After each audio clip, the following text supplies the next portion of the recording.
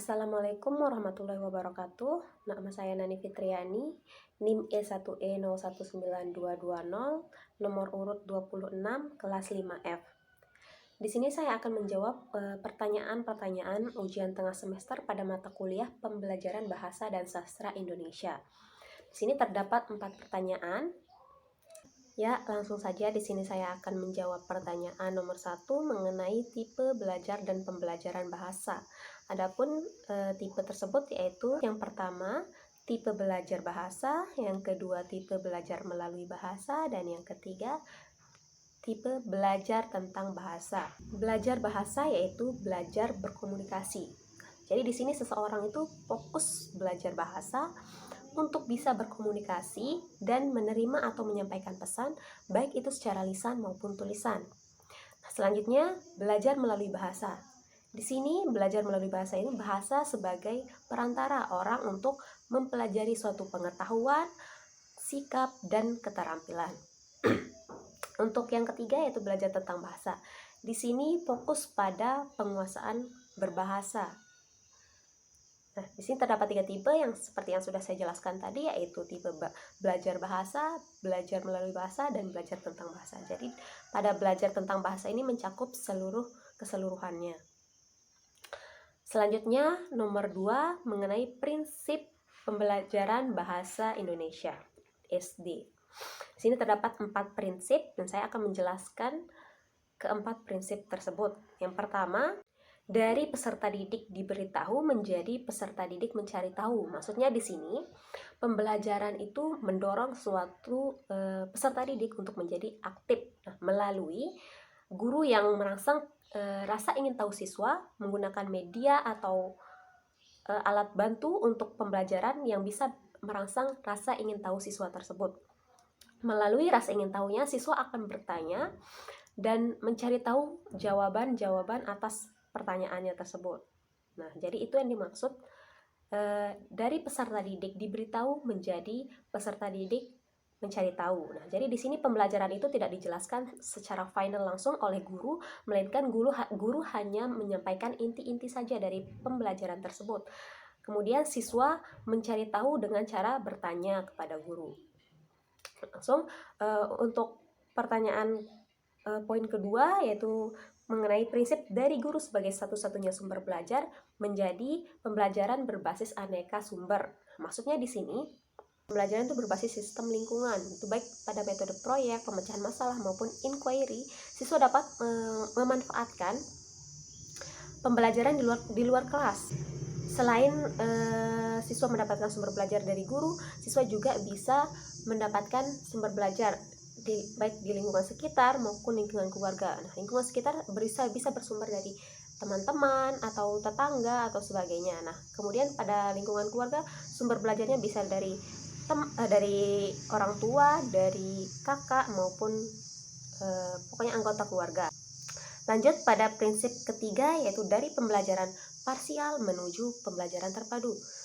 Pembelajaran parsial ini pada kurikulum KTSP yaitu materi-materi pembelajaran itu mata pelajaran itu dipisah-pisah seperti IPA saja, bahasa IPS itu dipisah, tidak disatukan menjadi suatu tema. Nah, berbeda dengan pembelajaran terpadu, di sini diterapkan pada kurikulum 2013 di mana pembelajaran terpadu ini semua mata pelajaran itu disatukan menjadi suatu tema seperti itu.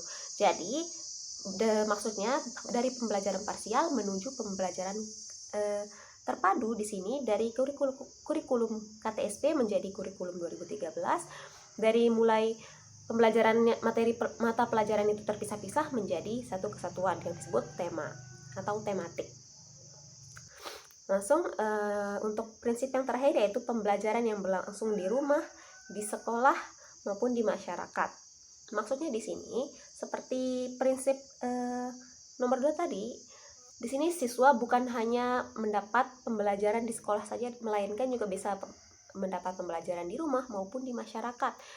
Jadi di sini siswa itu bisa mencontoh langsung perilaku atau apapun yang bisa mereka lihat, baik itu di lingkungan sekolah, di lingkungan rumah maupun di lingkungan masyarakat seperti itu.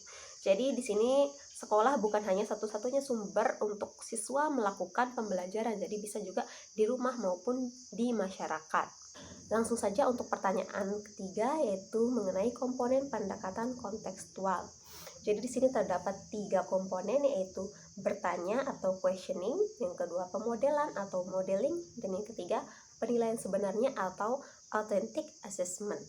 Yang pertama yaitu komponen bertanya. Di sini maksudnya itu guru itu mendorong, membimbing dan menilai kemampuan berpikir siswa melalui bertanya tersebut. Jadi di sini juga guru bisa menilai kemampuan berpikir siswa melalui pertanyaan-pertanyaan yang dia lontarkan kepada guru atau kepada teman. Pelaksanaan dari bertanya ini bisa berlangsung saat pembelajaran sedang berlangsung. Jadi melalui bertanya, siswa akan mengetahui lebih dalam mengenai apa yang belum mereka ketahui, dan juga bisa menuntaskan apa yang belum mereka ketahui di pikiran-pikiran mereka itu melalui bertanya tersebut. Kemudian untuk komponen kedua yaitu pemodelan atau modeling. Nah, pemodelan ini yaitu siswa mengikuti apapun yang mereka lihat, baik itu pelaksanaannya itu baik itu bisa di mana saja, baik itu di rumah, di lingkungan sekolah maupun di lingkungan masyarakat. Jadi perlunya ada bimbingan dari guru atau dari orang tua untuk pemodelan tersebut. Kita saring mana yang baik untuk diikuti dan mana yang buruk untuk tidak diikuti. Nah, kenapa pemodelan ini penting? Karena itu bisa memacu siswa untuk menerapkan apa yang mereka pelajari pada kehidupan sehari-harinya, seperti itu. Lanjut untuk komponen yang terakhir, yaitu penilaian sebenarnya atau authentic assessment, di mana penilaian sebenarnya ini merupakan pengukuran hasil belajar yang dibuat sendiri oleh guru, baik itu secara tim maupun kerjasama langsung dengan siswa. Di sini peran siswa itu sangat penting. Jadi di sini jika siswa mengetahui bagaimana mereka akan dinilai, dia akan bekerja dengan bersungguh-sungguh untuk mendapatkan nilai yang bagus. Proses penilaian autentik ini atau authentic assessment dilakukan pada saat pembelajaran berlangsung. Jadi di sini guru mengajar, siswa belajar, itu sudah terjadi penilaian sebenarnya dari guru. Kenapa penilaian ini penting? Karena jika tidak ada penilaian, bagaimana guru bisa mengetahui pengetahuan siswa itu sudah sampai mana. Jadi di sini mengapa adanya penilaian sebenarnya itu untuk mengetahui sampai mana kemampuan siswa. Untuk nomor 4 sekaligus menjadi nomor terakhir, yaitu mengenai host itu tergolong kelompok mana dan lots tergolong kelompok mana. Jadi di sini di dalam sekolah dasar itu terbagi menjadi kelas rendah dan kelas tinggi. Adapun yang termasuk kelas rendah yaitu kelas 1, 2, dan kelas 3. Nah, yang termasuk kelas tinggi yaitu kelas 4, 5, dan kelas 6. Nah, lots ini diterapkan untuk kelas rendah. Adapun yang termasuk lots yaitu C1, C2, dan C3. Terdapat mengingat, mengetahui, dan menerapkan, memahami itu termasuk ke dalam lots. Nah, untuk ke HOTS yaitu terdapat C4, C5, dan C6 yang itu diterapkan untuk kelas tinggi, di mana dalam lots ini dalam HOTS ini terdapat mengevaluasi, menganalisis, dan juga menciptakan. Itu diterapkan untuk kelas tinggi. Nah, ya, baik, untuk poin kedua yaitu mengenai komponen yang terdapat dalam tujuan pembelajaran, yaitu ada komponen A, B, C, dan D. A ini sebagai peserta atau pendengar, yaitu audiens. Terdapat siswa. Kemudian untuk B, behavior, ini diharapkan tingkah laku yang dapat dilakukan oleh siswa tersebut. Behavior. Untuk yang C yaitu condition, keadaan bagaimana siswa itu mencapai suatu pembelajaran tersebut. Dan untuk D, degree-nya yaitu suatu target yang harus dicapai oleh peserta didik atau siswa tersebut. Untuk poin ketiga yaitu diminta untuk menganalisis tujuan pembelajaran. Nah, baik, di sini saya akan menganalisis tujuan pembelajaran yang sudah disiapkan oleh Bapak dosen. Yang pertama, melalui percobaan sederhana, siswa dapat menuliskan laporan hasil percobaan. Melalui percobaan sederhana itu sudah terdapat C, condition-nya itu bagaimana siswa melakukan pembelajaran. C itu sudah terdapat C. Kemudian siswa dapat menuliskan laporan hasil percobaan. Siswa ini sudah termasuk audiensnya. Nah, dapat menuliskan laporan hasil percobaannya itu sudah termasuk behavior. Jadi di sini pada tujuan nomor 1 yang pertama sudah terdapat C, A, dan B-nya. A, B, C. Jadi kurang bagian degree-nya saja. Pencapaian siswa tersebut kurang.